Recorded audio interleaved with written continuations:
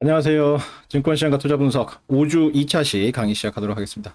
지난 시간에 이제 그 회귀 분석, 단순 회귀 분석에 대해서 이야기를 했었고, 그거 한번 복습을 하고, 그다음에 예제 풀고, 그다음에 아마도 그 오늘부터 포트폴리오 이론 본격적으로 들어갈 수 있을 걸로 생각을 합니다. 자, 지난 시간에 했던 단순 회귀 분석은 확률 변수 XY 엡실론과 상수 알파 베타에 대해서 이러한 관계가 존재할 때 y 이퀄 알파 플러스 베타 x 플러스 엡실론이라는 관계가 존재할 때 단 엡실론의 기대값은 0이고 x와 엡실론의 코베리언스는 0인 이러한 관계가 존재할 때 이놈을 x를 독립 변수로 하고 y를 종속 변수로 하는 단순 회귀 모형 Simple Linear Regression 모델이라고 하고 알파와 베타를 이 모형의 모수 파라메타라고 하고 그다음에 그 엡실론을 이 모형의 오차항이라고 한다라고 했어요. 그래서 이러한 모형은 그죠? x와 y가 직선 관계에 있다라고 가정을 하고 그죠? 이상적으로는 y 이퀄 알파 플러스 베타 x라는 관계가 성립을 해야 되는데 실제로 x가 갖는 값과 y가 갖는 값을 각 상태별로 쭉 나열을 해보니까 x1과 y1의 관계가 그 x1을 대입했을 때 그죠? 알파 플러스 베타 x1 이 값과 y1의 값이 다르다라는 거죠. 그 차이를 엡실론 1이라는 걸로 나타낸 거예요. 그러니까 오차라고 보는 거죠. 그러니까 이상적인 값은 이론적인 값은 알파 플러스 베타 x1이고 근데 실제로 실현되는 값은 y1이기 때문에 근데 그게 두 개가 직선 관계여서 요 직선상에 있으면 좋은데 그 이상적으로는 직선상에 있기를 바라는 건데 실제로는 그렇지 않기 때문에 실제 값과 그 이상적인 값 사이의 차이를 엡실론으로 나타내는 거죠. 그래서 상태 1에서는 y1 빼기 괄호 열고 알파 플러스 베타 x1 괄호 닫고 요게 엡실론 1이 되는 거예요. 그 다음에 저 상태 2에서는 y2 빼기 괄호 열고 알파 플러스 베타 x2 괄호 닫고 이게 엡실론 2가 되고 이런 식으로 해서 확률 변수 엡실론이 갖는 각 상태별로 갖는 엡실론 1부터 엡실론 s까지의 값을 구할 수가 있겠죠. 그래서 요거는 실제 값과 이상적인 값 사이에 괴리 그 오차를 나타낸다 해서 요 엡실론을 이 모형의 오차항이라고 부른다.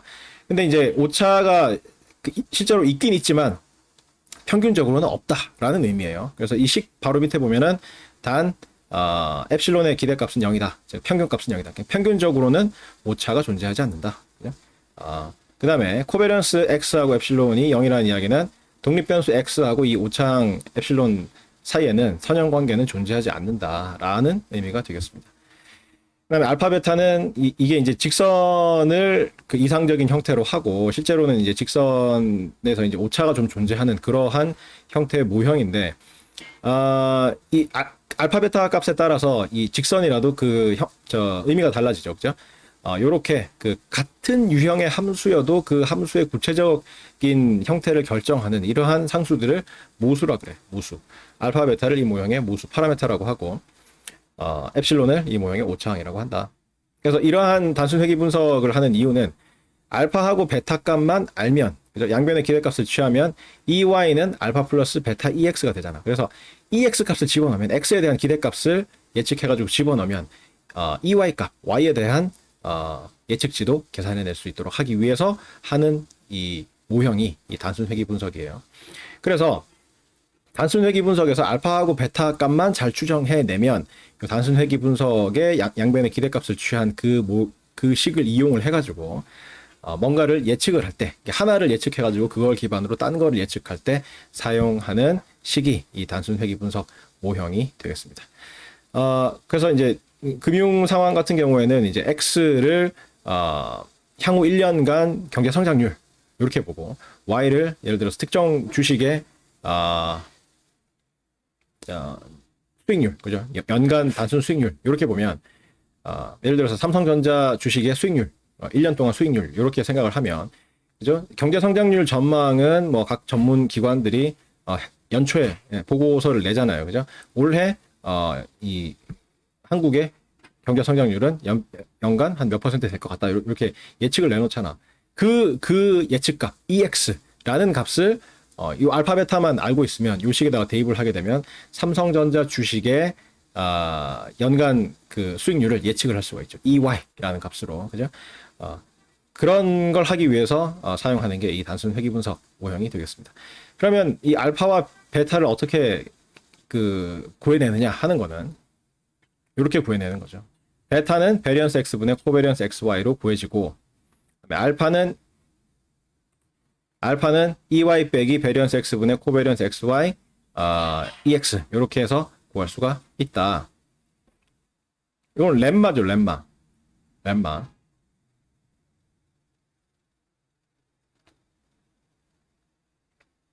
렘마인데 이거는 이제 모집단 상태에서의 이야기예요. 그죠? 모집단에서의 알파값, 베타값을 이야기를 하는 거야. 지금 이제 단순 회귀 분석 모형 자체도 그렇고, 이제 이 알파값, 베타값 구해내는 이 과정도 그렇고, 기본적으로 모집단을 가정을 하고 있어요. 왜 이렇게 되느냐 하면, 이 단 다음에 나오는 두 가지의 가정이 있었죠. 단순 회귀 모형의 가정에 의해서, 첫 번째, 코베리언스 X, 엡실론. 그러니까 X와, 독립변수 X와 오차항 사이에 이제 공분산이 0이다라는 요 조건을 이용을 하기 위해서 코베리언스 XY를 구해봐. 코베리언스 XY는 X는 뭐 그대로 두고 Y는 이 단순 회귀 모형으로 대체를 해보면 알파 플러스 베타 X 플러스 엡실론 이렇게 되는데, 코베리언스는 곱이라 그랬잖아. 곱. 그래서 X하고 알파 플러스 베타 X 플러스 엡실론을 곱하라 라는 의미이기 때문에 분배 법칙 이용을 할 수가 있겠죠. 그러면 이렇게 된다. 코베리언스 X 알파, 그 다음에 코베리언스 X 베타 X인데 그 베타, 그 코베리언스 안에 들어있는 상수 베타는 코베리언스 앞으로 빠져나올 수가 있죠. 왜? 곱하기는 교환 법칙이 되니까, 그죠? 순서를 바꿔도 되니까 X하고 베타하고 순서를 바꿔가지고 베타를 코베리언스 앞으로 빼낸 형태고, 그 다음에 마지막이 코베리언스 X, 엡실론 이렇게 되죠. 코베리언스 X, 엡실론 이렇게 되는데, 여기서 그 첫 번째 항 코베리언스 X 알파 저 부분은 상수와 확률 변수 사이의 공분사는 항상 0이라 그랬지. 상수와 그 어떤 확률 변수 사이의 공분사는 항상 0이라고 그랬어요. 왜 그렇게 했어요? 공분산이라는 거는 두 확률 변수 사이의 선형 관계를 나타내는 건데, 이 공분산이 양이라는 이야기는 X와 Y, 그러니까 여기서는 X와 알파죠. X와 알파 간에 양의 기울기를 갖는 직선 형태를 갖는다. 그다음에 이게 음수라는 이야기는 X와 알파 간의 음의 기울기를 갖는 직선의 형태를 갖는다. 뭐 이런 의미인데, 그렇게 되려면 어떻게 돼야 돼요? X가 증가할 때 알파가 증가하거나 X가 증가할 때 알파가 감소해야 코베리언스가 양수가 되거나 음수가 되거나 뭐 그런 거잖아. 근데 여기서는 알파가 상수기 때문에 X가 뭐 어떻게 변하든지 간에 알파 값이 고정이 돼 있다고요. 그래서 양의 기울기를 갖는 직선 관계도 아니고, 그다음에 음의 관계를 갖는 직선 관계도 아니라고. 그래서 코베리언스는 0이 된다.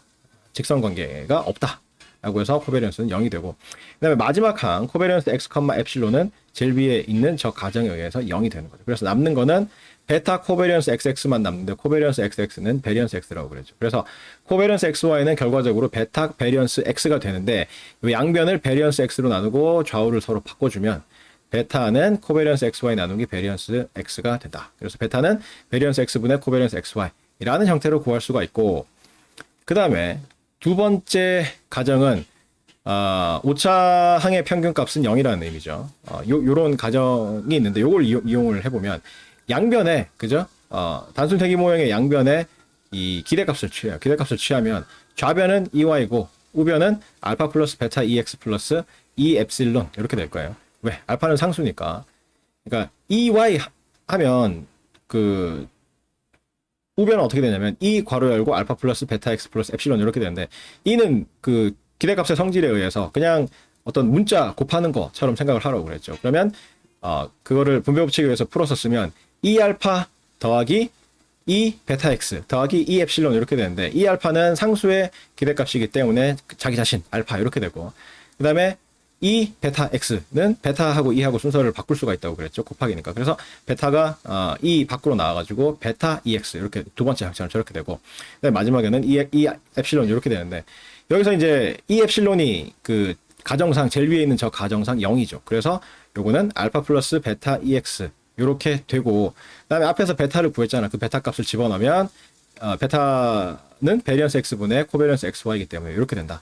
여기서 따라서 이 Y는 알파 플러스 베리언스 X분의 코베리언스 X, Y, EX 이렇게 되는데, 요거를 알파에 대해서 정리를 하면, 즉 알파 이외의 나머지를 이제 좌변으로 넘기고 좌우변을 서로 바꾸면 알파는 EY 빼기 베리언스 X분의 코베리언스 X, Y, EX 요렇게 된다. 그래서 요렇게 모집단에서는 그죠? 알파와 베타 값을 구해낼 수가 있게 된다. 그리고 요거를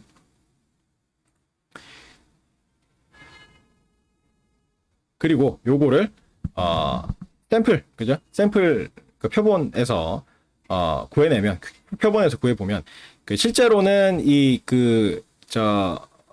회귀 모형이라는 것 자체가 모집단에서 정의된 이러한 형태인데 우리는 그 모집단에서 뭐 구해내고 이런 게 불가능하죠. 우리 표본 이야기 하면서 했지만 이 상태가 총 라지 S개라고 했었는데 그 라지 S가 어떤 값인지도 모르고 그다음에 각 상태별로 X1, X2, X3 그다음에 Y1, Y2, Y3 이런 값들이 얼마인지도 사실 모르고 그 상태가 발생할 확률인 P1, P2, P3 이런 것도 모른다고. 그래서 이론적으로는 모집단에서 뭔가 이야기하고 이런 게 가능하지만 실제로 뭔가 분석을 하고 계산을 하려면 모집단에서 추출한 표본을 가지고 이야기를 할 수밖에 없다고요. 그래서 이 경우에도 단순 회귀 모형 자체는 모집단에서 정의가 된 건데 그 알파 값, 베타 값을 구하기 위해서 표본을 설정을 하면 크기가 n인 표본을 설정을 하면 x와 y의 표본인 x1, x2, x3에서 xn, 그다음에 y의 크기 n인 표본인 y1, y2, y3, 점점점 yn 요 놈들을 이용해 가지고 알파, 베타를 구하면 이렇게 구할 수 있다는 거지.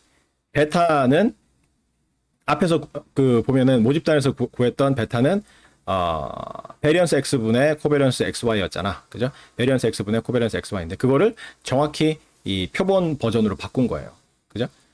그 베리언스 X 대신에 표본 분산인, 그러니까 모분산 대신에 표본 분산인 SX 제곱이 들어갔고, 분모에. 그 다음에 분자에는, 모 공분산인 코베리언스 XY 대신에, 표본 분산인 SXY가 들어가서, 요렇게 해서 표본을 통해서 구해낸 이 베타 값을 베타 헷이라고 적어요. 베타 헷. 베타 위에 이렇게 꼬부랑하게 모자를 씌워놨죠. 베타 헷 값은 이렇게 구하고, 그 다음에 SX와 그 SX 제곱과 SXY를 그 정의에 의해서 풀어서 적으면 이렇게 적을 수가 있다. 그리고 그 적은 다음에 분모 분자에 이제 시그마 앞에 있던 n-1분의 1은 분모 분자에 서로 약분이 돼가지고 이렇게 안 나타나는 형태로 이렇게 볼 수가 있고, 알파도 마찬가지. 알파도 아까 그 모집단에서는 EY 빼기 베리언스 X분의 코베리언스 XY EX 뭐 그렇게 됐었죠. 그거를 정확히 표본 버전으로 바꾸면 Y바 마이너스 SX 제곱분의 SXY X바 이렇게 바꿀 수가 있어요. 그러니까 모집단에서도 Y의 평균 빼기 베리언스 X분의 코베리언스 XY 그 다음에 X의 평균 이렇게 되어 있는데, 그거를 표본 평균과 표본 공분산, 표본 분산으로 다 바꾸면 Y바 마이너스 SX 제곱분의 SXY X바 이렇게 바꿀 수가 있죠. 이것도 그 정의대로 그대로 풀어서 쓰면 이렇게 되고, n-1분의 1은 분모 분자에서 서로 약분돼서 이렇게 나타나게 된다. 이렇게 나타나게 된다. 그래서 표본을 이용해가지고 알파 베타를 알파 헷, 베타 헷의 형태로 특정한 표본에 대해서 값을 구해낼 수가 있게 되고, 요 값으로 알파 베타 값을 사용을 했을 때, 요 값을 우리 이제 단순 회귀 모형에다가 대입을 했을 때 양변의 기대값을 취해가지고 EX 값을 대입을 하면 EY 값을 구해낼 수가 있게 된다 이 말이죠. 그걸 하기 위해서 만들어낸 모형이 이런 단순 회귀 모형이 되겠습니다. 근데 이건 역사가 되게 깊어. 또 딴 이야기 잠깐만 할게요. 역사가 되게 깊어. 가우스가 만들었거든요. 가우스라는 천재 수학자, 천재 수학자 겸 천재 천문학자 겸 뭐 이런 사람인데, 가우스가 했던 굉장히 유명한 일화가 그런 거죠. 초등학교 4학년, 3학년, 4학년 그 무렵에 선생님이 그 수업 시간에 뭔가 서류 작업을 하기 위해서 학생들한테 과제를 냈어. 그래서 칠판에다가 1부터 100까지 다 더하시오. 그런데 딴 애들은 뭐 1 더하기 2 해서 3 하고 3 더하기 3 하면 6, 그리고 6에다가 4를 더하면 10 이런 식으로 차례차례로 하나씩 더해가지고 하니까 이제 시간이 많이 걸릴 거 아니야. 근데 가우스가 놀고 있는 거야. 그래서 선생님이 막 혼내려고, 야, 너 왜 하라고 그러는 거 안 하고 놀아? 그랬더니만 다 했는데요. 이러면서 이거 5050 아니에요. 이러면서 근데 어떻게 계산했어? 이러니까 1부터 100까지 써놔놓고, 그죠? 1 더하기 2 더하기 3 더하기 쭉 해가지고 100 이렇게 써놔놓고 밑에다가 거꾸로 100 더하기 99 더하기 98 더하기 쭉 해가지고 1까지 거꾸로 쌓아놓고 아래 위를 더하는 거야. 아래 위를 더하면 1하고 100하고 더하면 101이고, 그 다음에 2하고 99하고 더하면 또 101이고, 3하고 98하고 더하면 또 101이고, 이래서 101이 총 100개가 나온다는 거죠. 근데 101이 100개가 나오는데 그거는 1부터 100까지를 두 번 더한 거니까 그거를 2로 나눠서 101 곱하기 100 나누기 2 해서 101 곱하기 50이 돼서 5050이 된다. 이렇게 해서 문제 풀었다 이러는 거예요. 맞잖아. 이게 바로 가우스가 초등학교 때 만든 등차수열의 합 공식의 시초가 되는 그러한 개념입니다. 초등학교 4학년 때 이런 짓을 했다는 것 자체가 천재지, 천재. 근데 이 회귀 분석도 가우스가 만든 거야. 근데 가우스가 이걸 만들어서 뭘 했냐면 그 월식이 이번에 월식이 몇 월 며칠에 발생을 했는데 다음번 월식은 언제 발생할 것이냐. 이거를 천문학을 했었거든요. 수학도 하고 천문학도 하고 했었는데 그거를 예측해보라 그랬더니만 당대의 천문학자들이, 굉장히 유명한 천문학자들이 그 다음번 뭐 월식은 언제 있을 것이다. 자기 나름의 이론을 가지고 각 학자들이 다 예측해가지고 그걸 책으로 묶어가지고 책으로 냈는데 가우스가 정확하게 그 날짜를 맞췄어. 그걸 맞추기 위해서 가우스가 사용한 방법이 회귀 분석이야. 회귀 분석. 그래서 가우스는 본인이 있는 천문대장이었어. 천문대가 있죠. 천문대. 망원경 큰 거 해가지고 하늘 볼 수 있도록. 지금도 우리나라에도 천문대 있고 전 세계에 천문대가 있는데, 가우스가 본인이 이제 천문대장으로 있는 그 천문대를 기준으로 해가지고 지금의 위도 경도의 개념으로 이제 하늘의 좌표를 만들었어. 지구와 하늘을 이렇게 구형으로, 그죠? 좌표를 만들어가지고 각 날짜별 좌표를 대입을 하는 거예요. X 값은 날짜고 Y 값은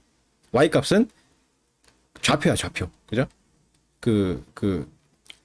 달과 해의 좌표, 뭐 이런 거예요. 그래서 그 데이터를 쭉 모은 다음에, 그죠? 샘플을 만든 다음에, 그걸 가지고 회귀 분석을 해가지고 알파값, 베타값을 구한 다음에, X에다가 날짜를 탁 집어넣으니까, 다음번 계기식은 언제 일어난다. 뭐 하여튼, 그런 거. 그죠? 어느 위치에서 언제 일어난다. 이런 거를, 보여주는, 정확한 실험이나 그 회귀 분석 모형 자체는 모르겠어요. 근데 회귀 분석을 이용해가지고 다음번 계기 일식이 언제 일어난다라는 거를 예측했다. 이건 사실이야. 이건 사실인데 구체적으로 좌표를 어떻게 이용했고 뭐 하여튼 날짜를 어떤 식으로 해가지고 이 회귀 분석에다 집어넣어가지고 했는지는 잘 모르겠어. 근데 굉장히 오래된 책이야. 이 1600년대 하여튼 옛날 사람이거든.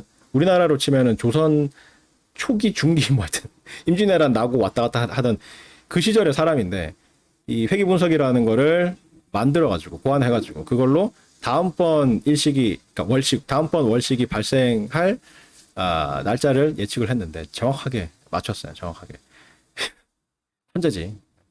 거기서 몇백 년 된 거예요. 몇백 년 된 거야. 거의 한 500년? 뭐 하여튼 500년 아직 안 됐나? 하여튼 500여 년, 500년 내외에 전에, 그죠? 500년, 400년, 500년 좀 전에 고안한 천재 수학자가 만든 개념이야. 근데 이걸 가지고 막 다들 허덕대고 있지 아직, 그죠?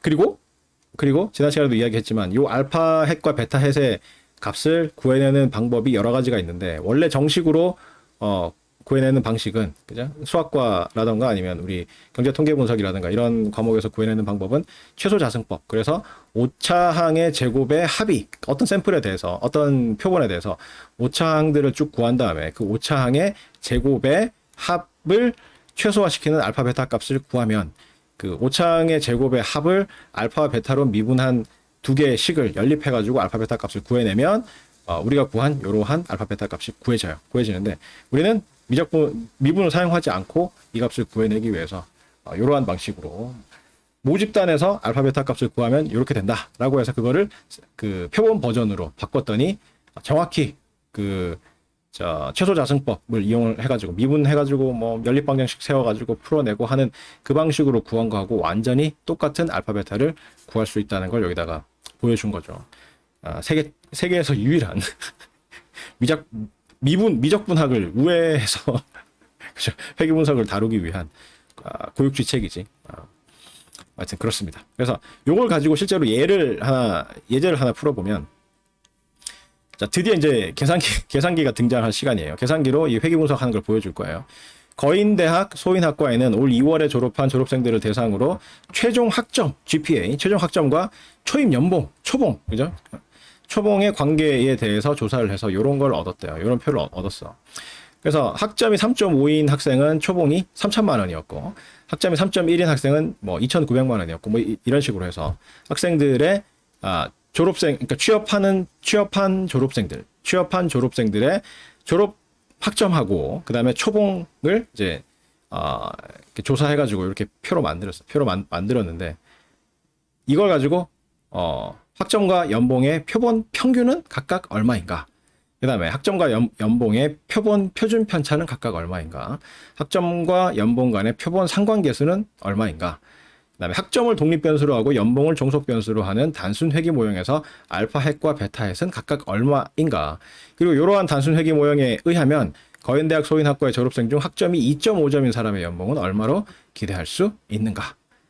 그래서 지금까지 했던 그 확률 통계의 내용을 그죠? 샘플 차원에서 표본을 그 방금 봤던 그 표를 표본으로 해가지고 그죠? 그 표본을 이용해가지고 지금까지 배웠던 각종 그 확률 통계의 개념들을 직접 계산해 보라는 그러한 문제가 되겠습니다. 풀어봅시다. 자, 먼저 이 값들을 입력을 해야 돼요. 입력을 해야 되는데, 자, 입력을 한번 해봅시다. 자, 모드를 통계 모드로 바꿀 거예요. 통계 모드로 바꿔서 모드 3 이렇게 해놔놓고 지금 변수가 두 개거든. GPA하고 연봉하고 두 개인데 이 GPA를 X 변수 X로 놓고 연봉을 Y로 놓을 거예요. 그죠? 여기 지파에도 그렇게 써놨죠. 그죠? 학점 자료를 X 변수에 연봉 자료를 Y 변수에 그 입력을 한다. 그래서 우리는 이제 변수 두 개가 필요한 거잖아. 그죠? 확률 변수가 두 개인 거잖아요. 그런 경우에 통계 모드로 들어가서 2번 A 플러스 BX 이게 나타내는 바는 단순 회귀 모형을 나타내는 거야. 단순 회귀 모형을 단순하게 나타내가지고 A 플러스 BX 이렇게 나타낸 거예요. 나머지는 회귀 모형이긴 한데 모형의 형태가 이제 뭐 좀 다르게 생긴 뭐 그런 것들을 분석하기 위한 모델이고 우리는 이제 단순 회귀 모형까지만 할 거기 때문에 2번을 누르면 이렇게 표를 입력할 수 있는 이 그 화면이 나와. 그래서 X에는 그 GPA 학점 자료를 집어넣을 거야. 차례대로 집어넣어요. 그냥 숫자 누르고 이퀄을 누르면 입력이 돼요. 그리고 다음 칸으로 넘어가고 이렇게 자동으로 된다고. 3.5 이퀄 3.1 이퀄 3.4 이퀄 3.8 이퀄 4.2 이퀄 2.8 이퀄 3.7 이퀄 4.4 이퀄 4.3 이퀄 3.9 이퀄 이렇게 해서 10개의 값이 입력이 됐고 그다음에 연봉 같은 경우에는 차례대로 입력하면 3.0은 그냥 3이죠. 3 이퀄 그다음에 2.9 이퀄 3.1 이퀄 4 이퀄 2.8 이퀄 2.5 이퀄 2.7 이퀄 3.2 이퀄 4.5 오 4.5 만점이 있네. 그다음에 4 이퀄 이렇게 해서 입력을 다 했어요. 입력을 다 했고 자 이제 1번 문제가 뭐였냐면 그 GPA의 평균을 구해보라는 거죠. 이렇게 조사된 학생들의 GPA 평균을 구하면 이거 어떻게 구하겠어요? 올 클리어 한 다음에 Shift하고 스탯을 눌러. 1번 위에 보면 스탯이라고 돼 있죠. 저게 통계 모드에서의 선택지 옵션들이에요. 한 다음에 4번을 선택해. VAR, variable 뭐 그런 거 같아. 그래서 4를 눌러. 4를 누르면 각종 이제 그 통계치들 평균 분산 뭐 하여튼 저 평균하고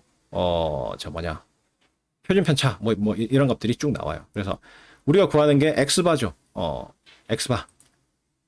X바를 구해서 선택을 해가지고 이퀄을 누르면 이게 3.71이 나와요. 3.71점이고 그러니까 이 조사 대상 10명의 평점 평균은 3.71이고 그 다음에 Y바 이 사람들의 초봉 평균은 어떻게 되느냐 하면 올 클리어 Shift 스탯하고 바 한 다음에 Y바가 있죠. 5번 Y바는 3.27, 3,270만 원이야. 3,270만 원. 지금 단위가 1,000만 원이에요. 1,000만 원.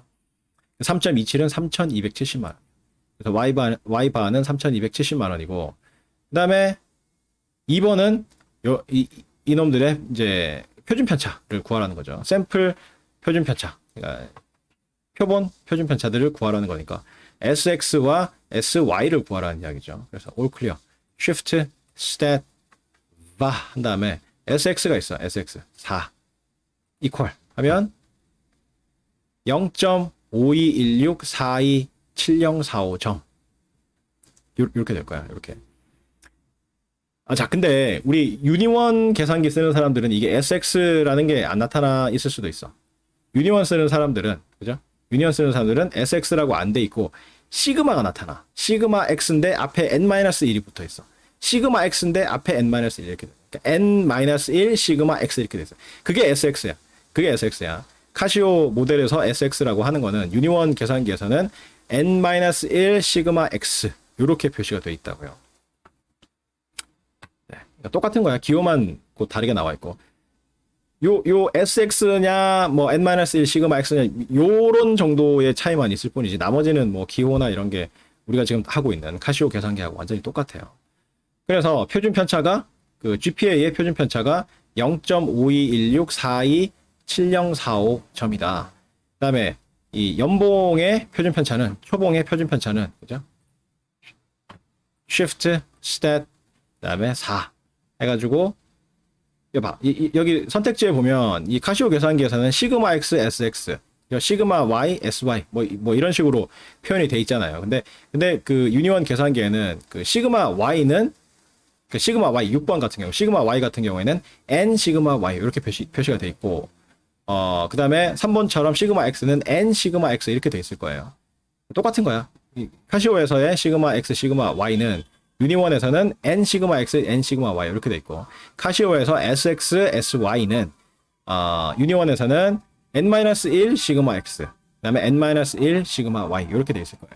그러니까 그 나타내는 기호만 조금 다를 뿐이지 똑같아. 근데 이 기호는 이게 지금 카시오 FX570ES 플러스 모델이거든요. FX570ES 플러스 혹은 FX991ES 플러스, 퍼스트 에디션, 세컨드 에디션 모두 이건데, 이 플러스가 붙기 전에 모델, 그러니까 제일 처음에 나왔던 모델을 보면 유니원 모델의 표기법이 그대로 나와 있어요. 나와 있어.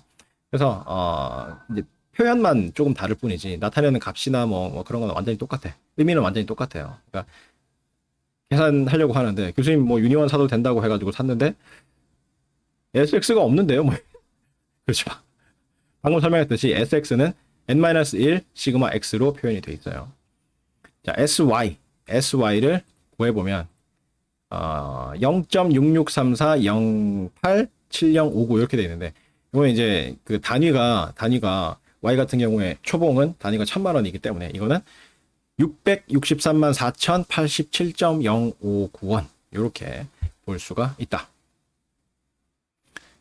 그 다음에 3번은 그 XY 사이에 상관계수를 구하라는 건데, 상관계수는 shift stat 해가지고 5번에 보면 REG라고 돼 있는 거 있잖아요. 저게 리그레션이거든.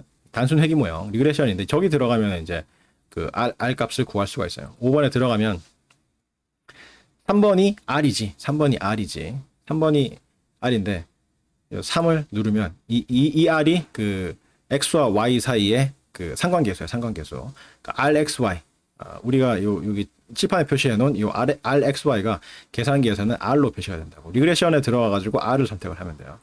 equal 하면 상관계수가 0.5435758384라는 값을 얻을 수가 있고, 4번에는 이제 그 회귀 분석을 했을 때 X를 독립 변수로 하고 Y를 종속 변수로 해가지고 회귀 분석을 했을 때 알파 베타 값을 구해보라고 했잖아요. 이것도 shift stat 한 다음에 리그레션에 들어가서, 리그레션에 보면 1, 2가 AB잖아. A가 알파고 B가 베타야. 표현을 A, B로 이렇게 해놔서 그렇지. 이게 단순 회귀 모형에서의 알파 베타를 나타내는 거라고.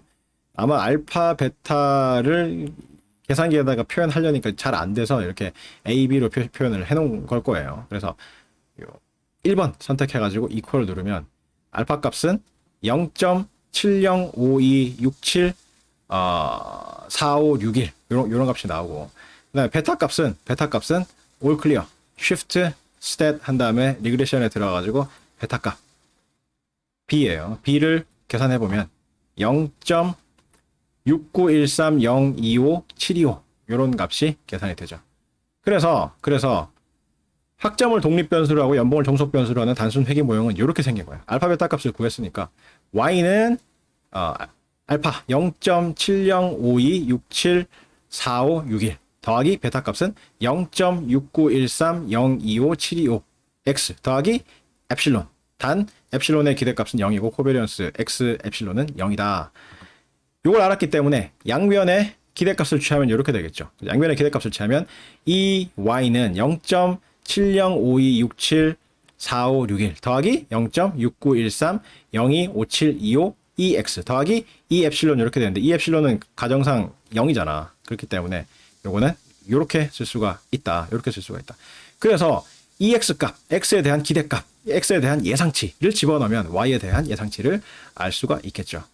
따라서 EX가 2.5일 때, 그러니까 평점 평균이, 졸업할 때 평점 평균이 2.5인 학생의 초봉은 얼마로 예측할 수 있겠느냐라고 할 때 EX 대신에 2.5를 이 식에다가 집어넣으면 EY 값을 구해낼 수 있다는 뜻이죠. 근데 요거는 어떻게 계산을 하느냐면 이렇게 계산해. Shift Stat 들어가서 리그레션에 들어가가지고 Y 햇이라고 돼 있죠. Y 햇이라고 돼 있죠. 저기 뭐냐면 Y를 구한다는 의미야. 이 회귀 분석을 이용해가지고 Y를 구하면 어떻게 되느냐라는 의미인데, Y를 구하면 어떻게 되느냐라는 이야기인데, 요 앞에다가 X 값을 입력을 해줘. 2.5 Y 햇. 이렇게 하면 이게 무슨 의미냐면, 그러니까 EX 값이 2.5일 때 EY 값은 얼마인가 라는 뜻이야. 2.5 곱하기 Y 햇이 아니야. 2.5 곱하기 Y 햇이 아니야. 이거는 계산기의 문법이야. 계산기의 문법. 이제 책에도 그냥 이렇게만 적어 놓으니까 학생들이 이제 질문을 하는 학생인데, 2.5 곱하기 Y 햇이 왜 이 값이 되나요? 왜 이렇게 쓰나요? 막 그러는데, 계산기 문법이에요. 계산기 문법.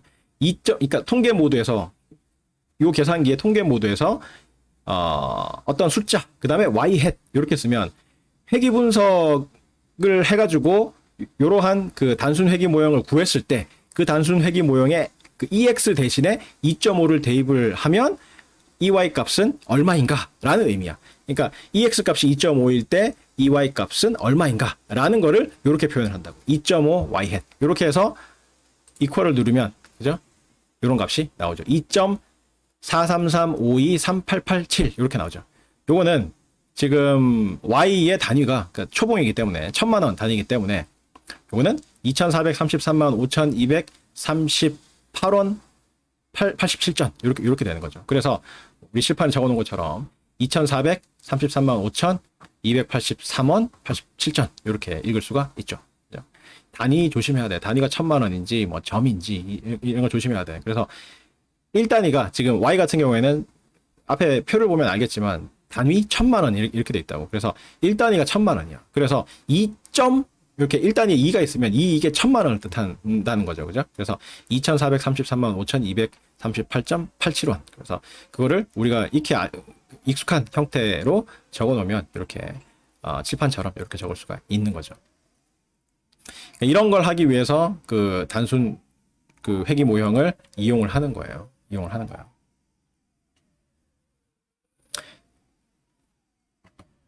자, 이렇게 해서 이제 확률과 통계의 기초가 끝났어요. 기초가 끝나고 드디어 우리는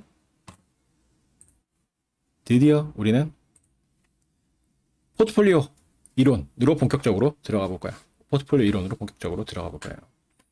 자, 포트폴리오와 위험. 자, 포트폴리오의 개념부터 먼저 살펴봐야 될 텐데, 자본시장이라는 게 있어요. 영어로는 캐피탈 마켓 이렇게 돼 있는데, 만기가 1년 이상인 장기 자금이 거래되는 시장, 주로 주식시장과 채권시장을 일컬어요. 자, 경제학도 마찬가지고 금융도 마찬가지고 단기와 장기를 구분하는 기준은 1년이야. 1년 미만이면 단기로 봐요. 단기로 보고 1년 이상이면 장기로 봐요. 그래서 이 자금의 만기가 1년 이상인 자금을 장기 자금이라고 하고, 그러한 장기 자금이 거래되는 시장을 자본시장이라고 그래요. 캐피탈 마켓.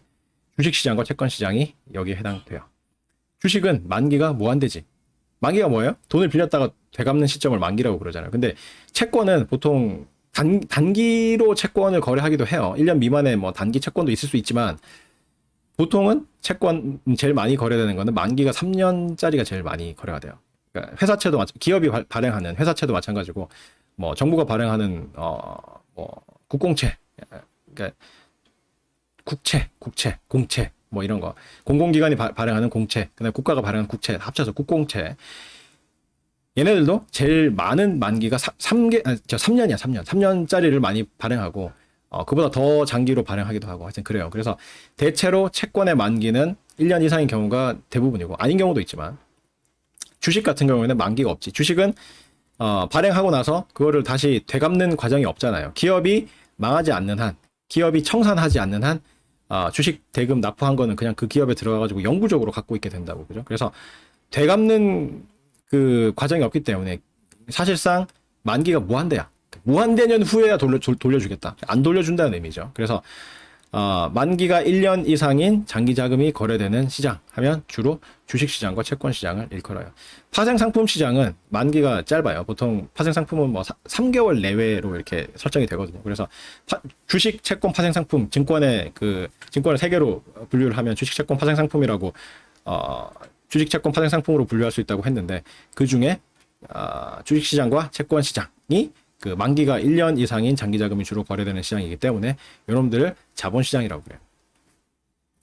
자, 자본시장이 있을 때 그 자본시장에 있는 자산이라고 하면 경제적 가치를 가진 대상을 자산이라고 그래요. 경제적 가치를 가진 자산을 대상이라고 하는데 주식이나 채권 같은 거예요. 주식이나 채권, 그죠?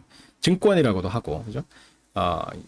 자산이라고 하면 경제적 가치를 가진 대상을 자산이라고 부른다. 네, 포트폴리오는 자산의 꾸러미를 포트폴리오라고 그래요. 여러분이 삼성전자 주식 10주를 갖고 있고 현대자동차 주식 5주를 갖고 있다라고 하면 그게 여러분의 포트폴리오야. 여러분이 갖고 있는 자산들을 한꺼번에 묶어가지고 여러분의 포트폴리오라고 하는 거야. 자산의 꾸러미를 포트폴리오라고 한다. 그 다음에 투자 비중이라는 게 있어. 투자 비중이라는 게 있어요. 머리를 치웁시다. 자, 포트폴리오는 보통 P로 나타내요. 포트폴리오는 보통 포트폴리오의 앞글자를 따가지고 포트폴리오의 앞글자를 따서 P로 나타내는데 포트폴리오 P의 현재 시점. 그러니까 우리는 지금 포트폴리오 이론에서는 시간을 T로 나타내지 않을 거야. T 시점에서, 그 다음에 라지 T 시점에서 이렇게 나타내는 게 아니라 시점을 딱 2개만 고려를 하는데 현재 시점은 0시점, 그 다음에 미래 시점은 1시점 이렇게 2개의 시점만 고려를 할 거고 쉽게 생각해서 0시점은 지금이고 1시점은 1년 후라고 생각을 하세요. 0시점은 지금이고 1시점은 1년 후라고 생각을 해. 그래서 현재 시점에서의 가치를 V0P. V는 value의 약자예요. V는 value의 약자고 V0P라는 이야기는 P는 포트폴리오 P를 의미를 해요. 그래서 0시점 현재의 포트폴리오 P의 가치란 뜻이야. V0P. 그죠? 이거를 포트폴리오 P의 현재 시점에서의 가치 V0P로 나타내고 포트폴리오 P를 구성하고 있는 개별 자산 I의 현재 시점에서의 가치를 V0I라고 해요. 포트폴리오를 구성하고 있는 포트폴리오 P 내에서의 가치를 의미를 해. 즉, 여러분이 아까 그 삼성전자 주식 10주, 현대자동차 주식 5주를 여러분의 포트폴리오 P라고 하면 그 안에서 삼성전자 주식 10주의 가치, 삼성전자 주식 10주의 가치를 V0 삼성 이렇게 쓰는 거야. 그러니까 그 현재 삼성전자의 주가가 뭐 만약에 7만 원이다라고 하면 V0 삼성전자는 7만 원 곱하기 10주 해서 70만 원. 이게 V0 삼성전자야. V0 삼성전자. 그래서 포트폴리오 P를 구성하고 있는 개별 자산 I의 현재 시점에서의 가치, 포트폴리오 P 내에서의 가치를 V0I라고 나타낼 때, 그죠? WI는 V0P분의 V0I야. WI는 V0P분의 V0I라고. 요거를 포트폴리오 P에서 자산 I의 투자 비중이라고 부른다. 포트폴리오 P에서 자산 I의 투자 비중. 그러니까 여러분이 갖고 있는 포트폴리오가 만약에 아까 이야기했듯이 삼성전자 7만 원짜리 10주 해가지고 10주 하고 현대자동차가 얼마인가요? 찾아봐야 되겠네. 현대자동차가 뭐 10주인데 현대자동차 얼마인지 잘 모르겠네.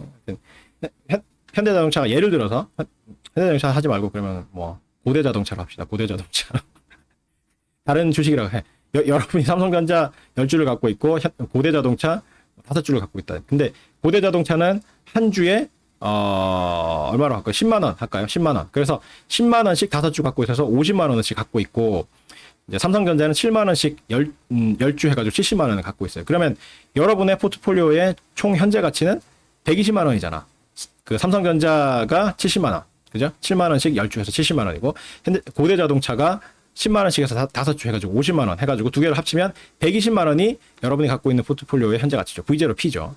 V0P 분의 삼성전자 주식, 그 포트폴리오 내에 삼성전자 주식의 가치는 70만 원이지. 7만 원씩 10주니까. 그죠? 그래서 V0I는 70만 원이에요. 그래서 120분의 70이라고 한 요거를 여러분의 포트폴리오 P 안에서 삼성전자 주식의 투자 비중이라고 하는 거예요. 그죠?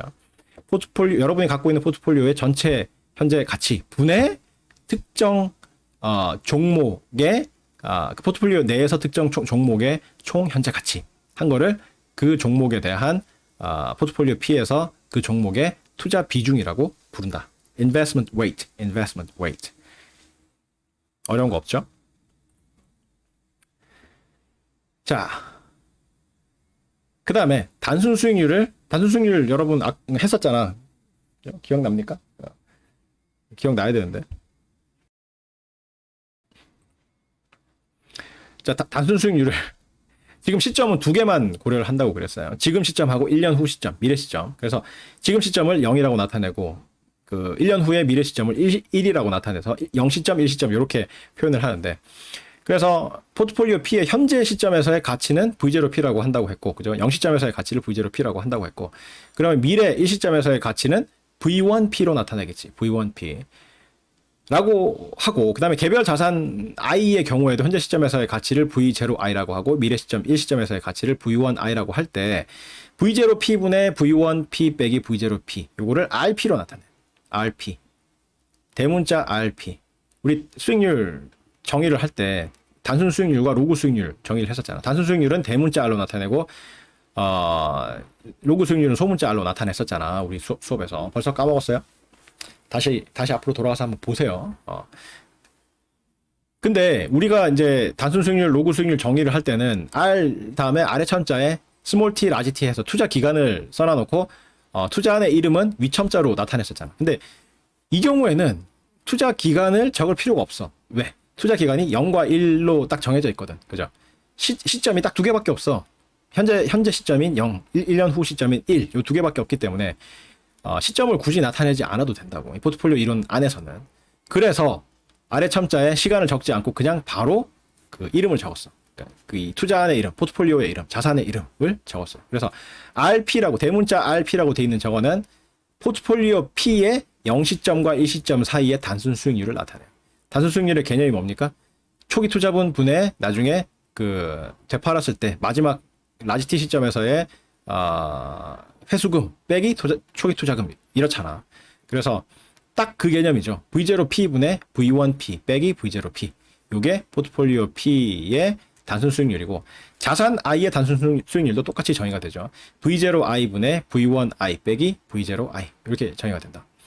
그래서 뭐 여러분 입장에서는 굉장히 쾌재를 부를 만한 일인데, 로그 수익률은 안 나와. 우리 수업에서 단순 수익률만 나올 거예요.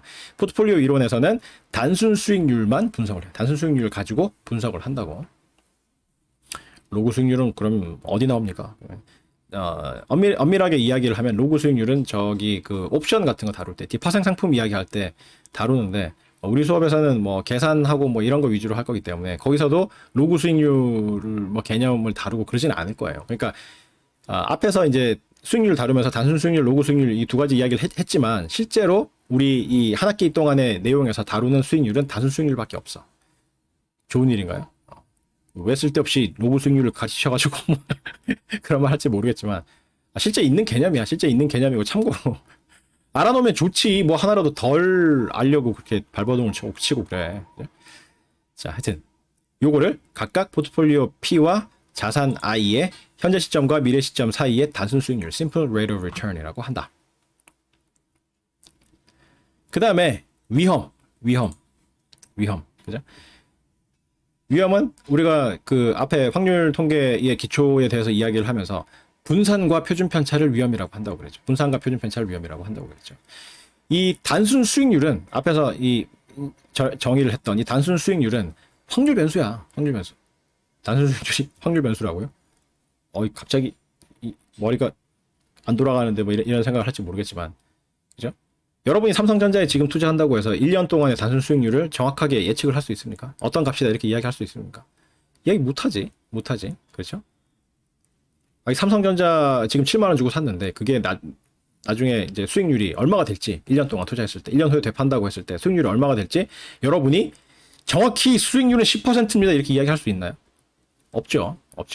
그리고 그게 어떻게 될지 모르는 거잖아. 어떻게 될지 모른다고. 다만 이렇게 이야기는 할 수가 있겠지. 삼성전자의 그 주식 수익률이 주가 수익률이 10%일 확률은 뭐 몇 %고 15%일 확률은 몇 %고 5%일 확률은 몇 %고 이런 식으로 확률과 결부지어 가지고 이야기는 할 수는 있겠죠. 그죠? 어떻게 하겠어요? 과거에 뭐 이렇게 자료를 또 조사를 해보니까 대충 뭐 이게 10%일 확률은 얼마? 그거랑 똑같잖아. 85명의 남학생 중에서 한 명 뽑아냈을 때 그 사람 키가 170cm일 확률. 85명들 키 다 조사해가지고 170cm가 몇 명인지를 살펴보면 170cm짜리가 10명이다. 그러면 85분의 10의 확률이 되는 거잖아. 그것처럼 과거 뭐 삼성전자가 상장해가지고 지금까지를 사사치 다 해가지고 연간 수익률을 다 계산을 해봐. 연초에 투자해가지고 연말에 수익률 얼마인지를 계산을 해보면 대충 뭐 이게 뭐 10%일 확률은 얼마고 뭐 20%일 확률은 얼마, 15%일 확률은 얼마 이렇게 확률을 계산해서 확률로 이야기할 수는 있을 거 아니야, 그죠? 따라서 이 RP라는 거는 뭐다? RP가 어떤 값을 취할지 그러니까 RP가 어떤 값을 취할 확률이 부여되어 있는 변수라고 볼 수 있죠. RP라는 거는 그게 어떤 값을 취할 확률이 부여되어 있는 변수라고 볼 수가 있지. 따라서 확률 변수다. 확률 변수. 이게 확률 변수가 되는 이유가 뭐예요? V1P가 불확실해서 그래. V1P가 어떤 값이 될지 모르기 때문에 그런 거죠. V0P는 지금의 값이야. 현재에 관찰할 수 있는 지금의 값인데, 그죠? 지금의 값인데 V1P는 1년 후의 값이잖아. 1년 후의 값이기 때문에 지금 상황에서 모르고 1년 후에 삼성전자의 주가가 8만 원일 확률이 얼마고, 뭐 9만 원일 확률이 얼마고, 뭐 10만 원일 확률이 얼마고, 6만 원일 확률이 얼마고 이렇게 확률적으로만 이야기할 수 있다고. 그래서 V1P가 확률 변수야. V1P가 확률 변수. 그리고 V1P가 확률 변수이기 때문에 확률 변수의 함수인 RP도 확률 변수가 된다고. RI도 마찬가지야. V1I가 확률 변수이기 때문에 V1I의 확률 변수의 함수로서의 RI도 확률 변수다. 확률 변수의 함수는 확률 변수다라고 했잖아요. 그죠? 그래서 미래의 값이 들어가 있기 때문에 정의상 미래의 값이 들어가 있고 미래의 값은 지금 상황에서는 확실하게 이야기할 수는 없고 확률적으로 이야기할 수 있다. 이게 어떤 값을 취할 확률은 얼마고 뭐 그런 식으로 확률적으로 이야기를 할 수가 있기 때문에 그리고 그 미래의 값들은 확률 변수로 볼 수가 있고 확률 변수의 함수로서 이 수익률들은 단순 수익률들은 확률 변수가 된다라는 이야기죠. 그래서 RP와 RI는 둘 다 확률 변수예요. 그리고 이거를 예측할 때 가장 합리적인 예측값은 뭐겠어요? 기대값이지, 기대값. ERP, ERI. 그게 기대값의 정의잖아. 평균의 정의잖아. 평균으로 예측을 하면 평균은 중심 경향을 나타내기 때문에 평균값 주변에 실제로 실현될 수 있는 값들이 모여 있는 거잖아. 그죠? 그래서 평균으로 이 값을 예측을 하면 실제로 실현되는 값이 이 평균 주변에 있어서 예측이 어느 정도 맞을 확률이 높아지는 거잖아. 그죠? 그래서 합리적인 예측치는 기대값인데 그 기대값으로부터 실제로 실현될 수 있는 값들이 떨어져 있는 그 평균적인 거리가 베리언스하고 그러니까 분산과 표준 편차잖아요. 그래서 분산과 표준 편차가 작으면 작을수록 값들이 이 평균값 주변에 집중적으로 분포해 있기 때문에 확실한 상황이 되는 거고 이 분산과 표준 편차가 크면 클수록 실제로 실현될 수 있는 값이 평균으로부터 멀리 떨어져 있다는 이야기이기 때문에 예측이 빗나갈 가능성이 높아서 그만큼 불확실한 상황인 거잖아. 그래서 분산과 이 단순 수익률의 분산과 표준 편차를 가지고 이 투자 안에 불확실성 혹은 위험을 측정한다고 했죠. 그죠? 그래서 포트폴리오 P와 자산 I의 단순 수익률 RP, RI의 분산과 표준 편차를 포트폴리오 P와 자산 I의 위험이라고 부른다. 위험, risk. 위험은 불확실성을 나타내. 미래의 불확실성을 금융에서 위험이라고 해요. 위험. 그죠? 여러분이 그죠?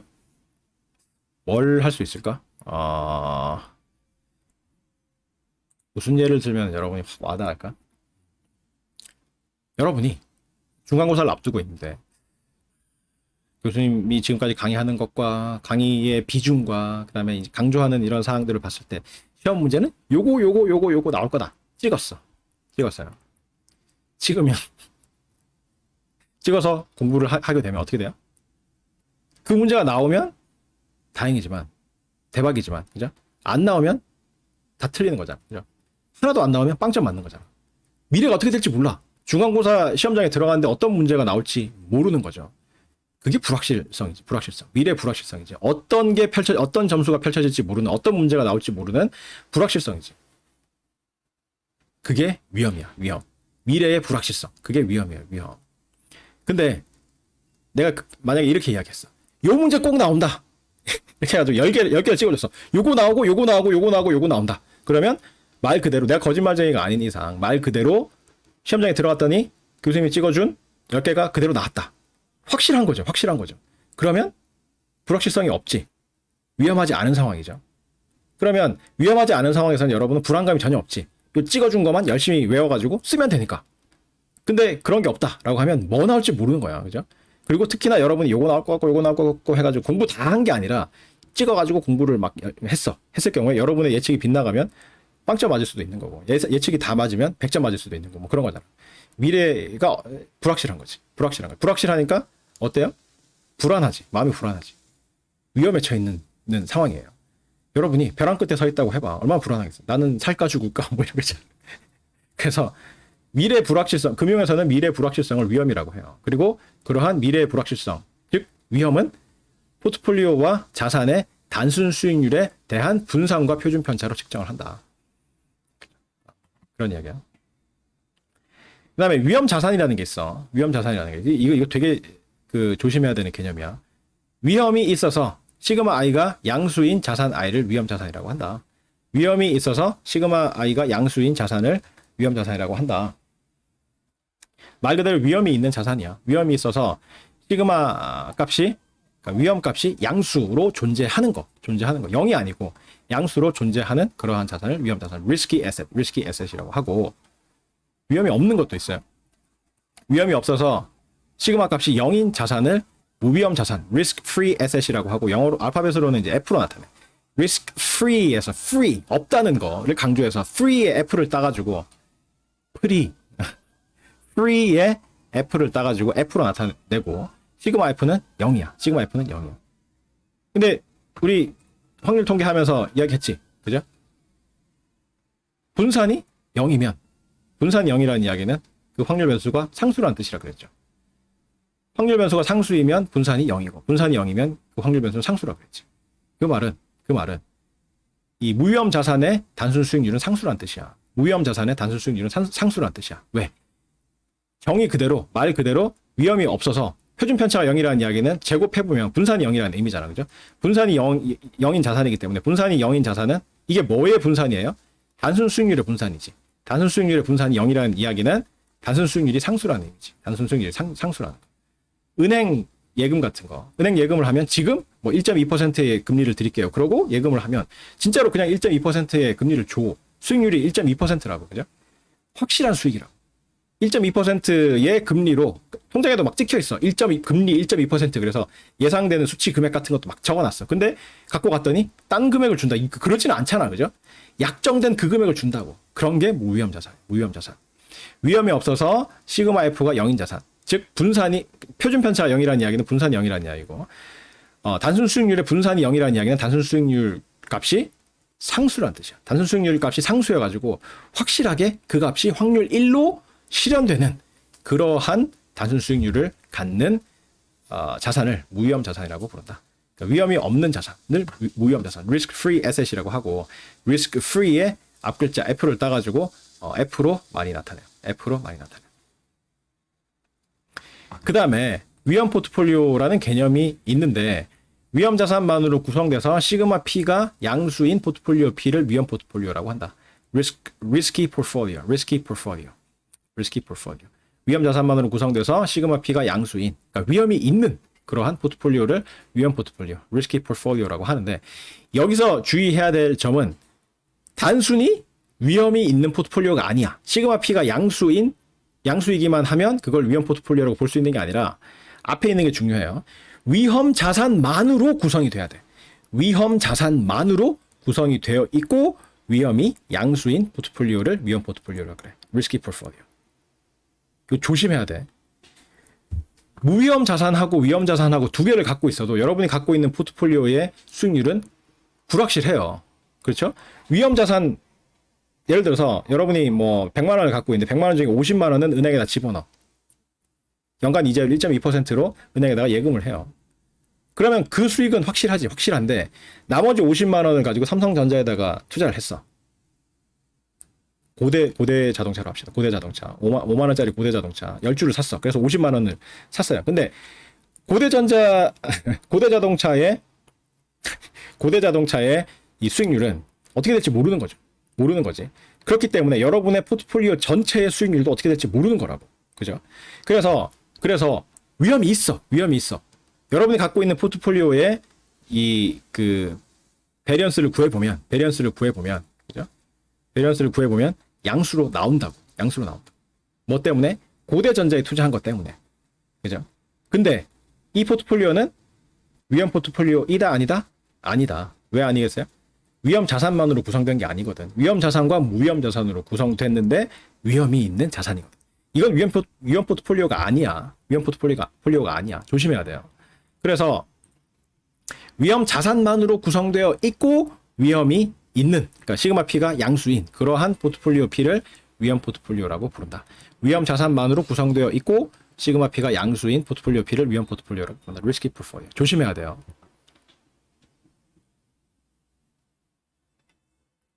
그 다음에 개별 자산도 그 자산 단독으로 구성된 포트폴리오라고 할 수 있고, 포트폴리오가 반드시 위험 자산만으로 구성될 필요는 없다라는 이야기.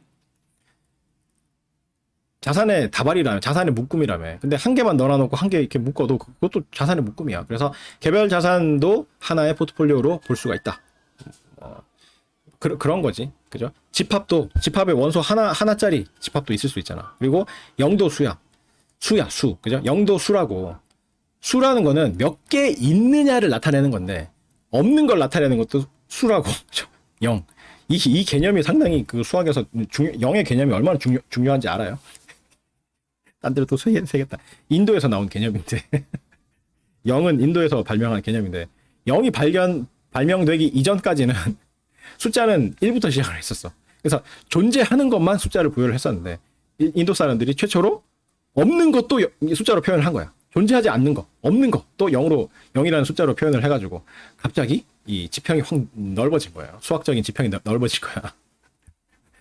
하여튼 그래. 그래서 이 개별 자산 하나도, 개별 자산이지만 그 하나를 단독으로 묶음으로 봐가지고, 개별 자산 하나도 단독으로 포트폴리오라고 할 수가 있고, 포트폴리오가 반드시 위험 자산만으로 구성될 필요는 없어요. 왜? 무위험 자산 한 개 놔놓고 그걸 포트폴리오라고 칠 수가 있으니까. 그죠? 무위험 자산도 포트폴리오이기 때문에 포트폴리오가 반드시 위험 자산만으로 구성될 필요는 없다. 그 다음에 무위험 자산 F의 단순 수익률 RF는 상수이다. 무위험 자산 F의 단순 수익률 RF는 상수이다. 아까 이야기했죠. 무위험 자산은 정의상 분산이, 그죠? 표준 편차가 0인, 그래서 위험이 없는 그런 자산이라고 했기 때문에 시그마 F가 0이다 라는 이야기는 이 양변을 제곱을 하면 베리언스 RF가 0이라는 뜻이잖아. 베리언스 RF가 0이라는 의미는 RF가 상수라는 뜻이죠. RF는 상수라는 뜻이죠. 앞에 했어. 앞에 보면은 확률 변수가 상수이면 베리언스가 0이고, 베리언스가 0이면 그 확률 변수는 상수다. 하여튼 그런 이야기 했었어. 지지난 시간인가 하여튼 했었던 것 같은데 한번 보세요. 다시 한번 봐. 책에도 있어, 책에도. 그래서 무위험 자산의 단순 수익률 RF는 상수값이에요, 상수값. 자, 다시. 아우, 시간 잘 가네. 자, 자본시장이라는 게 있는데, 자본시장은 만기가 1년 이상인 장기자금이 거래되는 시장인데, 주로 주식시장과 채권시장을 일컫는다. 그래서 포트폴리오 이론은 자본시장을 상정을 하고 이야기를 하고 있고, 그래서 포트폴리오 이론에서 다루고 있는 이 자산이라고 하는 거, 포트폴리오를 구성하는 자산이라고 하는 거는 주식과 채권을 다 포괄해서 이야기를 하는 거예요. 자산은 경제적 가치를 가진 대상을 자산이라고 하고 포트폴리오는 여러 자산의 꾸러미를 포트폴리오라고 부른다. 포트폴리오. 그다음에 투자 비중이라는 거는 포트폴리오 그러니까 포트폴리오 이론에서는 시간이 두 개밖에 없어. 두 시점밖에 없어. 0시점, 현재 시점을 0시점이라고 하고 1년 후의 시점을 1시점이라고 해요. 그래서 현재와 미래 이 두 개밖에 없어요. 포트폴리오 이론에서는. 내일만 살고 죽습니다. 뭐 이런 거지. 개미야 배짱이 뭐 이런 식으로. 나한테는 시간이 1년밖에 없어 뭐 이런 건데 실제로는 그렇지 않잖아. 뒤에 1년 지나고 또 2년 지날 수도 있고 3년 지날 수도 있고 뭐 이런데 하여튼 포트폴리오 이론에서는 시점이 딱 두 개밖에 없어. 현재 시점하고 미래 시점. 단순화해가지고 이제 이야기를 하고 있어요. 그래서 저는 뭐 시간이 연속적으로 흐르고 뭐 그 시점이 두 개만 있는 게 아니라 연속적으로 있어가지고 뭐 1년 후, 2년 후, 3년 후 뒤에 있는 것까지 다루고 싶습니다. 고도의 수학이 필요해요. 그런 상황을 포트폴리오 이론으로 구현한 게 있어.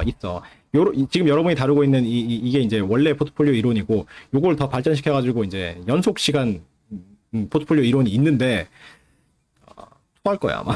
그걸 보면 책을 갈갈이 찍고 싶은 그런 충동이 들 거예요. 이것만 해도, 잘 모르겠는데, 막, 하여튼 그런 생각이 들 텐데, 시간을 연속적으로 잡고, 뒤에 1년 이후에도 뒤에도 시간이 있고, 뭐 이렇게 해버리면, 무시무시한 이론이 굉장히 복잡해져요.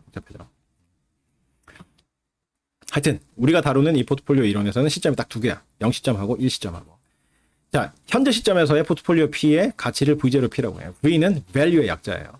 제로는 현재 시점을 나타내는 거고, P는 그 위첨자 P는 포트폴리오 P를 나타내는 거야.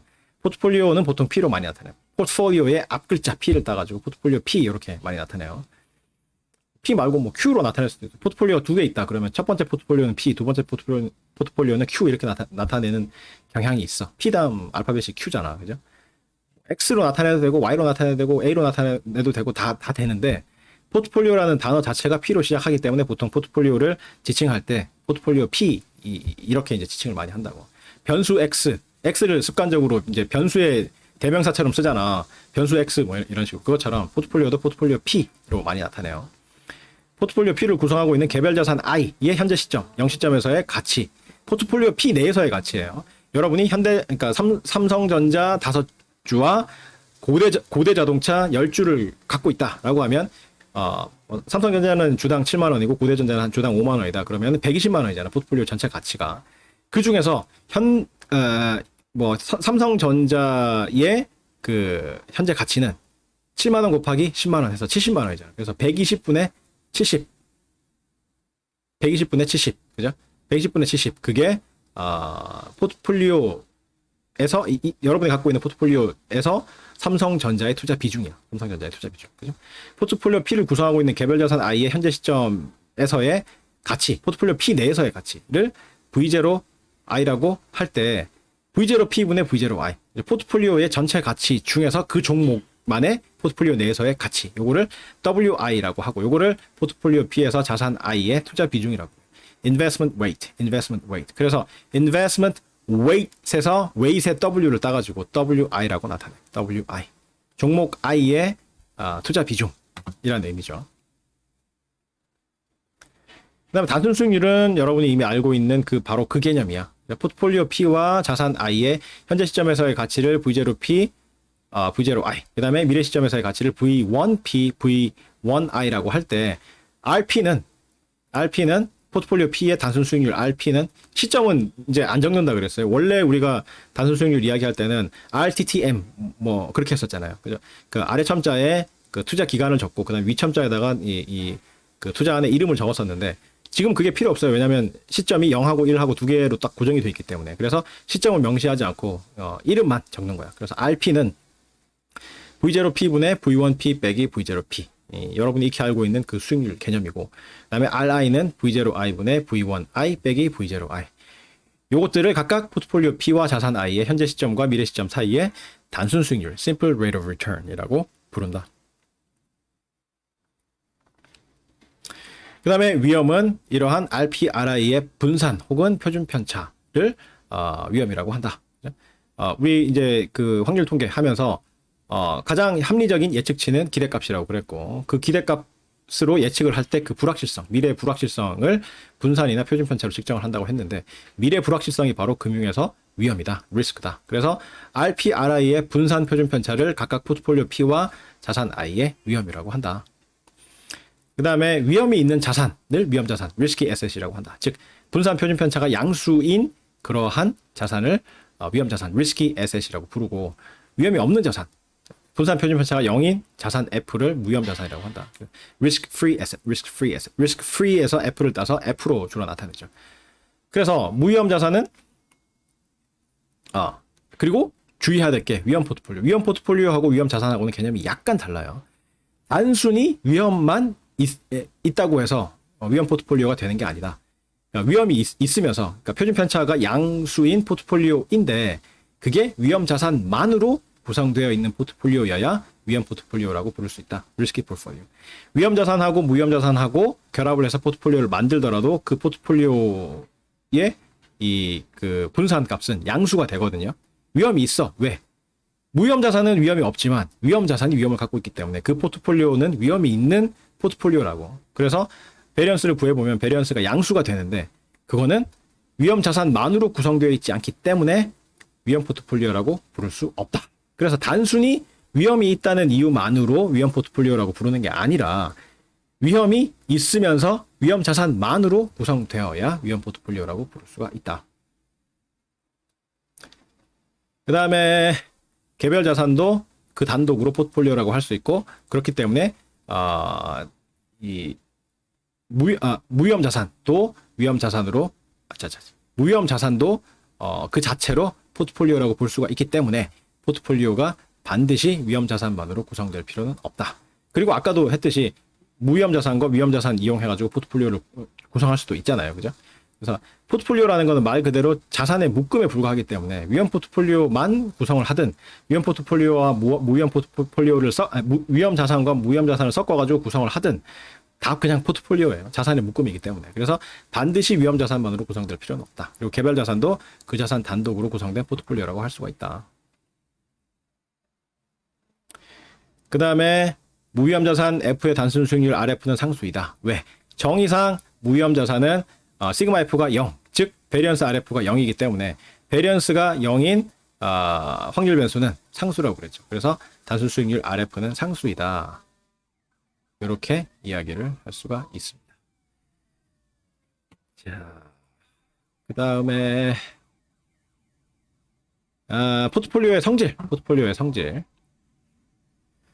자, N개의 자산으로 구성된 자본시장에 대해서 이게 이제 포트폴리오 이론 끝날 때까지 이런 이야기를 많이 할 거예요. N개의 자산으로 구성된 자본시장에서 포트폴리오 P를 구성하고 있는 개별 자산 I의 투자 비중을 WI라고 하고, 포트폴리오 P와 개별 자산 I의 단순 수익률을 각각 RP, RI라고 하면 이런 성질들이 성립을 해. 투자 비중을 다 합치면 1이 돼. 투자 비중을 다 합치면 1이 된다고. WI. 지금 이 포트폴리오 P는 이 자본시장에 있는 N개의 자산 전부로 구성한 것처럼 써놨어요. 왜 그렇게 써요? 만약에 이제 자본시장에 총 10개의 자산이 있는데 그 중에서 나는 2개만 가지고 구성을 했다. 고대 자동차하고 삼성전자하고 2개만 해서 구성을 했다.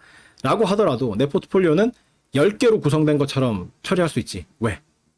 나머지는 투자 비중이 0이라고 해버리면 되죠. 그죠? 나머지는 투자 비중이 0이라고 하면 돼.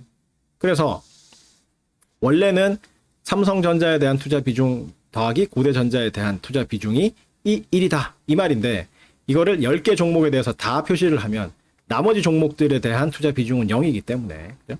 이렇게 적을 수가 있다. WI, I는 1에서 N까지 WI를 다 합치면 1이다. 이 말이에요. 그런 말이야. 그래서 뭐 그냥 쉽게 말로 하면 포트폴리오를 구성하고 있는 개별 자산에 대한 투자 비중의 총합은 1이다. 이 말이야. 그 말이에요. 그 다음에 RP는 이렇게 나타낼 수가 있어. 투자 비중 곱하기 개별 자산의 단순 수익률 곱해서 다 더하면 그게 포트폴리오의 수익률이 돼요. 신기하죠? 투자 비중 곱하기 그러니까 자산 I의 투자 비중 곱하기 자산 I의 단순 수익률 해가지고 그놈들을 다 더하면 그게 포트폴리오의 단순 수익률이 된다고. 그래서 현대 자동차에 대한, 그러니까 자꾸 현대라 그러네.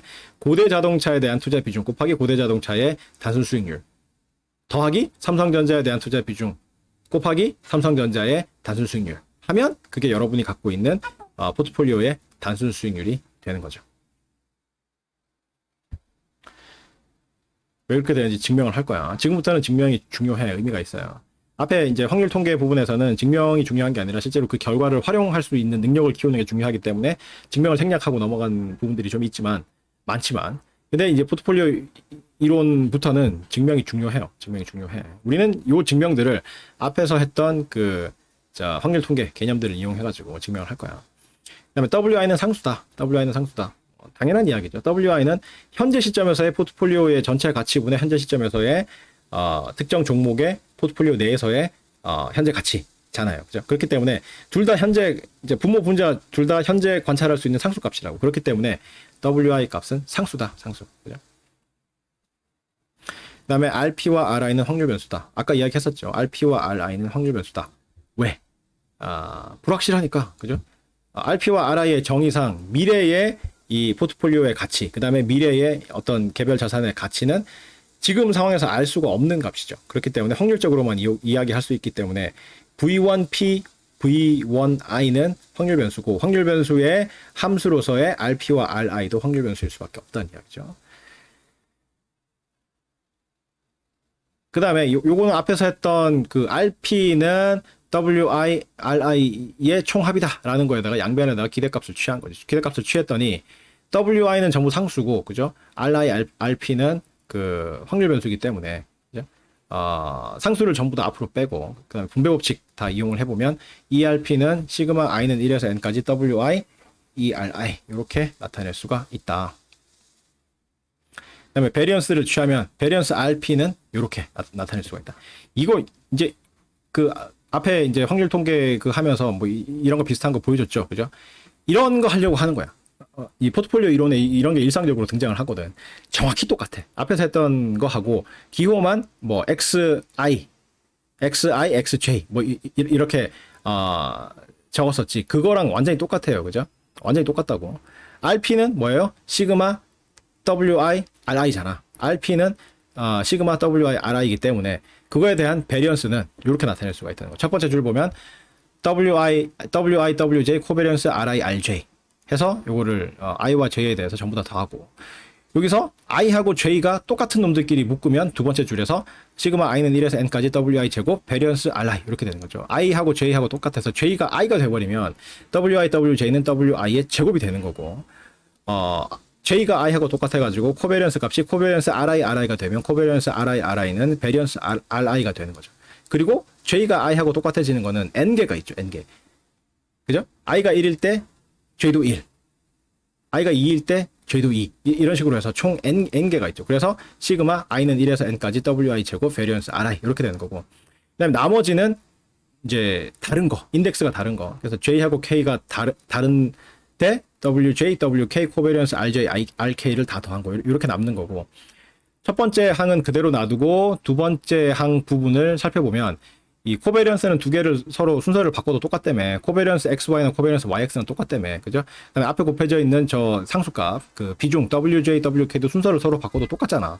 그래서 J하고 K가 다른데 이렇게 WJ, WK, 코베리언스 RJ, RK라고 돼 있는 놈들은 똑같은 놈들이 두 번씩 나타난다고요. 그죠? W1, W2 코베리언스 R1, R2도 있고 W2, W1 코베리언스 R2, R1도 있고 그죠? W1, W2 코베리언스 R1, R2도 있고 반대로 W2, W1 코베리언스 R2, R1도 있고 그죠? 그래서 똑같은 게 두 개씩 나타난다. 그래서 두 배의 시그마 J가 K보다 크고 WJ, WK 코베리언스 RJ, RK 이렇게 나타낼 수가 있다. 앞에 했던 확률 통계를 하면서 했던 그 내용하고 정확히 똑같아. 기호만 X 대신에 R을 썼을 뿐이지 정확히 똑같은 거라고. 그래서 요런 걸 하기 위해서 앞에 그 확률 통계를 했던 거예요. 야, 증명을 해야 되는데 시간이 다 돼서 오늘은 여기까지 하고 다음 시간에 이 부분 다시 한번 살펴보고 증명하는 걸로 하겠습니다. 수고했습니다. 다음 시간에 봅시다.